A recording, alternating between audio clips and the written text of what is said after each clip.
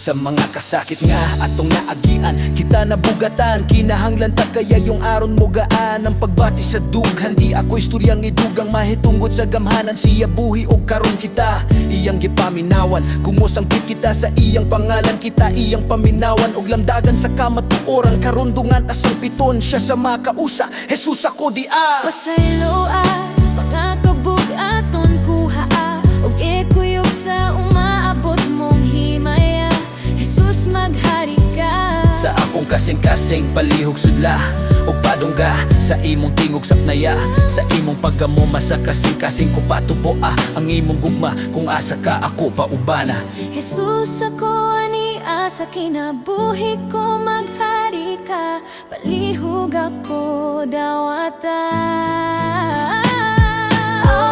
Jesus pahari asa kasing-kasing ko Ang imong gugma